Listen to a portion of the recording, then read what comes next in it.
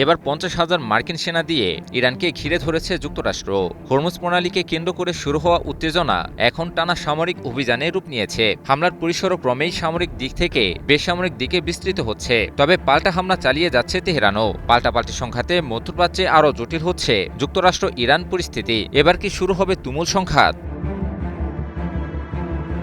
সম্প্রতি মার্কিন central command বা সেনকম জানায়, টানা সপ্তম রাতেও ইরানের বিভিন্ন সামরিক লক্ষ্যবস্তুতে হামলা চালিয়েছে যুক্তরাষ্ট্র। এই অভিযানে যুদ্ধবিমান, সশস্ত্র ড্রোন ও যুদ্ধজাহাজ ব্যবহার করে নজরদারি কেন্দ্র, সামরিক রসদ অবকাঠামো, ভূগর্ভস্থ অস্ত্রাগার এবং নৌসামরিক সক্ষমতাকে লক্ষ্য করে হামলা চালানো হয়েছে। একই সঙ্গে ইরানের বন্দরগুলোর বিরুদ্ধে নৌ অবরোধও কার্যকর রাখা হয়েছে বলে দাবি করেছে সেনকম।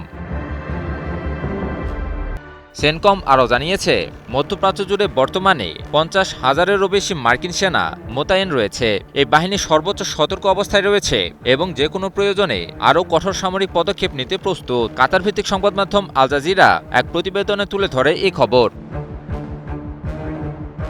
এদিকে ইরানের বিভিন্ন অঞ্চলে হামলার তীব্রতাও বেড়েছে। হরমুজগান, বুশেহর, বন্দর আব্বাস, সিরিক, আহবাজ, লার, দারাব ও ইয়াজদ সহ একাধিক শহরে বিস্ফোরণের খবর পাওয়া গেছে।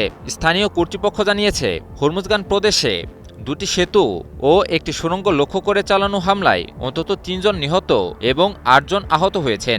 এর আগের অভিযানেও ইরানের অন্তত 5টি গুরুত্বপূর্ণ সেতু, রেল স্টেশন এবং বিমানবন্দরেও হামলা চালায় মার্কিন বাহিনী।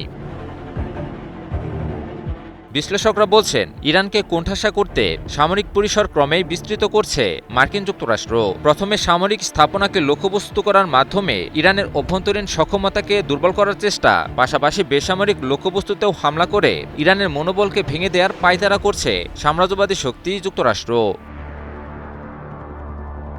তবে ইরান বলিষ্ঠতার সাথে পাল্টা প্রতিরোধ চলমান রেখেছে। ইরানের ইসলামিক বিপ্লবী গার্ড বাহিনী বা আইআরজিসি জানিয়েছে, বুশেহরের আকাশে একটি মার্কিন MQ-9 ড্রোন শনাক্ত করে ভূপাতিত করা হয়েছে। পাশাপাশি উত্তর ভারত মহাসাগরে একটি মার্কিন জাহাজকে উপকূল থেকে নিক্ষেপ করা ক্রুজ ক্ষেপণাস্ত্র দিয়ে লক্ষ্যবস্তু করার দাবি করেছে ইরানের নৌবাহিনী। এছাড়াও কুয়েত ও জর্ডানে অবস্থিত মার্কিন সামরিক স্থাপনাগুলোতেও ড্রোন হামলার দাবি করেছে ইরানের সামরিক বাহিনী। তাদের ভাষ্য অনুযায়ী, কুয়েতের ক্যাম্প উদাইরির গোলাবারুদ ডিপো, আলী আল সালেম সদর দপ্তর, অস্ত্রগুদাম ও সংযোগ সেতু এবং জর্ডানের মুয়াফাক সালতি বা আল আজরাক বিমান ঘাঁটির সামরিক জ্বালানি ট্যাঙ্ক লক্ষ্য করে অভিযান চালানো হয়েছে।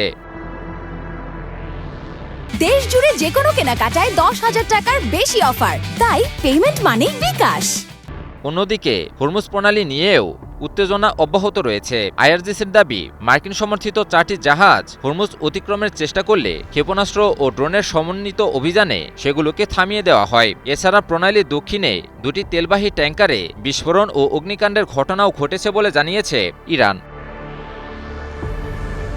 বিশ্লেষকদের মতে, হরমুজ প্রণালীকে কেন্দ্র করে শুরু হওয়া এই সংঘাত এখন শুধু সামুদ্রিক নিরাপত্তার প্রশ্নে সীমাবদ্ধ নেই। ক্রমবর্ধমান সামরিক মোতায়েন, ধারাবাহিক পাল্টাপাল্টি হামলা এবং আঞ্চলিক ঘাঁটিগুলোকে লক্ষ্যবস্তু করার কারণে মধ্যপ্রাচ্য নতুন করে বৃহত্তর সংঘাতের দিকে এগিয়ে যাচ্ছে বলে আশঙ্কা বাড়ছে। ইমন আলী, নিউজ 24।